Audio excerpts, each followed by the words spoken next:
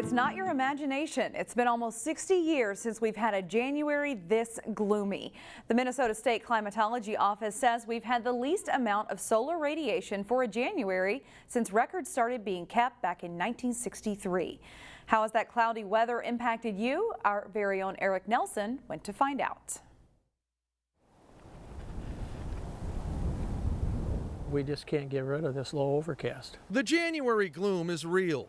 The Northwest Burbs has been locked in an unusual pattern of cloudy days that makes this place look like a snowy Seattle. I've had 18 days of cloudy days and only 6 clear days where it was perfectly clear and the rest partly cloudy. So yeah, a lot of cloudy days. Unusual for January. If you are tired of the gray days, blame a jet stream from the west with no Arctic dips that has created a cloudy trend.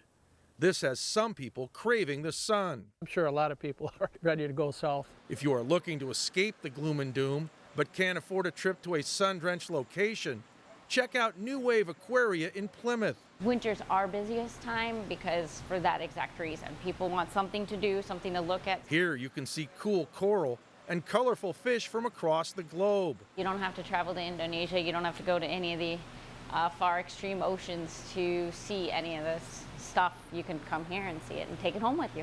Jen Warner runs New Wave Aquaria and believes this is the perfect spot for families to visit. And it's much cheaper than a trip to Maui. A lot of people will come in, bring their kids, let them look around, let them see the fish, let them feel warm, and just look at all the colors. I think it's an escape in every day, not even just winter. I sit in front of my aquarium and just let your day go. So don't let these cloudy days get you down. And remember, things could be worse. At least we aren't dealing with a polar vortex. A year ago today it was 27 below. The high was 2 below that day. In New Hope, I'm Eric Nelson, CCX News. A New Hope man is in jail on assault charges after authorities say he attacked another driver in an argument over a handicapped parking space. A criminal complaint says 24-year-old Stephen today got a tire iron from his car and hit a man several times outside the Walgreens on Brooklyn Boulevard in Brooklyn Center on Sunday.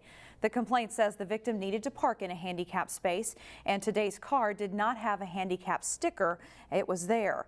The victim's injuries were severe enough that he lost consciousness. The suspect was scheduled to make his first court appearance on Wednesday. Plymouth is looking for new volunteers they hope they will never have to call upon. The city is looking for new members of the Community Emergency Response Team. To be those first people that we call if there's ever a disaster or a natural incident that occurs that we need additional assistance for our public safety staff, our firefighters, and our police officers. The Plymouth Public Safety Department is accepting applications for volunteers who want to be a part of the team. Volunteers will receive 24 hours of initial training. So they have a wide variety of skills that they are trained to do, and the best part about that is they may not need them as a volunteer, but these are skills that they can continue to use in their own personal life and professional life as well. Applications are due this Friday, and we have more information posted on our website. Excelling in high school requires dedication, intelligence, and hard work. But when you add extracurricular activities to the mix, it becomes more of a challenge. As Delane Cleveland reports, this week's standout student from Champlin Park High School is meeting that challenge head on.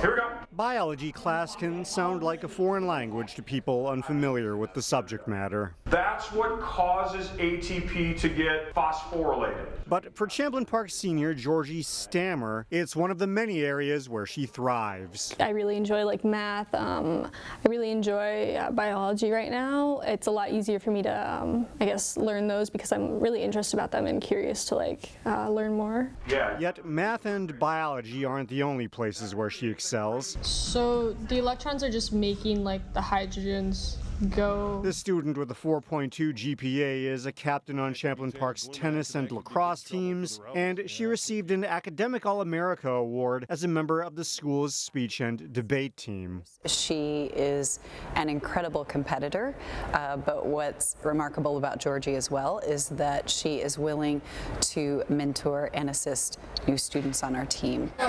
However, acting as a mentor isn't the only thing she does for her classmates. This busy student athlete also dabbles in photography. Yeah, I've done a lot of the senior pictures this year. Georgie has her own photography website that showcases how she uses the camera lens to artistically capture other Champlin Park students. I'm still working on some of them because I really care about the quality of what I do, so it kind of has taken me time to perfect that process. All good work takes time. And occasionally, the same can be said about important life decisions, as Georgie is still undecided on a college and major. I don't know what Georgie will do, but I know that whatever she chooses to do, she will do it well. At Champlin Park, Delane Cleveland, CCX News. One area school is helping students figure out their future careers, and CCX News even got to go help out. This is our very own Pafua Yang talking to a student about being a multimedia journalist at the Highview Alternative Program Speed Networking event. She and several other representatives of careers ranging from corrections officer to a psychologist were on hand to let students find out about the kinds of jobs waiting for them when they graduate. It gives the students some idea of what careers are out there and gives them an opportunity to talk to people in jobs they wouldn't normally even ask about. The program's been running for a few years, and co-host Linda Valentine says it's an important part of Highview's mission to help their kids succeed. We've got more stories like this one on our website, ccxmedia.org.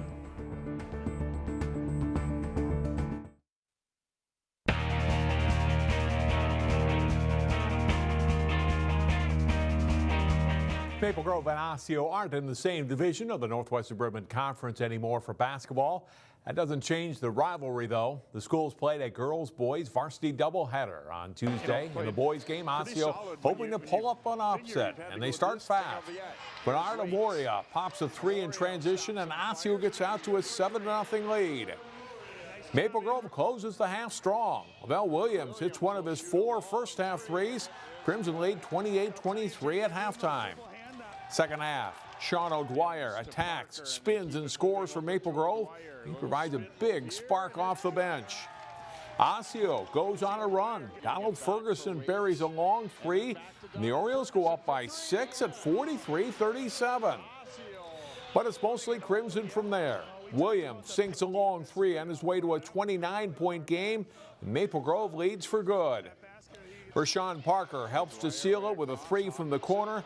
Maple Grove pulls away late to win 67-53.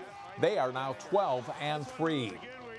In the girls' game between those schools, Maple Grove was riding a 5-game winning streak in the all-time series against the Orioles. Box out cancer night at Osseo with $1,500 raised by the local basketball community. The Orioles hang with the Crimson for most of the first half. Ava Holman, nice feed in the paint to Isabel Cronin. Osseo leads 10-9. Jaden Klein is the team's leading scorer this season. This three-pointer ties the game for the Orioles at 22. Klein finishes the game with 12 points. But the Crimson go on a 17-5 scoring run to close out the first half. Jordan Lampker with a three, 15 points in the game for a junior. And then it's Izzy Brandt draining one of her 5 threes in the game. Maple Grove goes into halftime with a 39-27 lead. Early second half, Schulte gets the ball in the paint, turns and scores to help the Crimson expand their lead to 15 points. Schulte, who went over 1,000 career points on Monday in a win over Centennial, scores 18 as the Crimson pull away and win at 71-42. They are now 15-4 on the season. The Park Center and Champlin Park boys basketball teams played an epic 3-overtime game in the Section 5 4A final last season. The Pirates and Rebels met up for their only regular season meeting of the season Tuesday. Moment of silence, though, before the game for Kobe Bryant. Highlights from the game. Josh Strong with the steal, hustles, and scores for the basket. And then the Rebels' Francis Wakoria powers up to the hoop and scores 2. Park Center starts to roll. Dane Danger controls the loose ball, knocks it down. And it's a 24-13 PC lead. John Grigsby delivered a nice pass to David Ajamabola, and he scores underneath, so the Pirates are up 41-29 at halftime. Second half, Ajamabola's steal triggers a fast break. Braden Carrington finishes for the points. Danger passes out of a double team to Jalen Cook. and then gets the return pass for the Jam. He leads all scorers with 30 points. Strong with a pass to Wakoria. He scores 2 of his 18 points. The Pirates, though, close strong. The alley-oop for Datavius Frierson, and he throws it down. Park Center wins 82-65. We're into the final week of the regular season in girls hockey. Maple Grove wrapped up Northwest Suburban Conference play as they faced off against Rogers. On a Maple Grove power play, Lauren Stensley slides it across to Jenna Tim. She scores to give the Crimson a 1-0 lead. Stensley adds to the lead with a goal on the rush as Maple Grove goes up 2-0 halfway through the first period. Rogers battles back, down 2-1. Emma Rooks takes the pass, plays it around the defenseman and fires a shot home. The Royals with a strong comeback tie it 2-2 after 1. In the second, Michaela Macklett plays it past the Rogers defenders and gets a backhander on net. And a roll away from the goalie, and Stella Retrum tucks it in for a 3-2 Crimson lead. Maple Grove wins at 5-4. They wrap up the regular season at number 2 Edina Friday.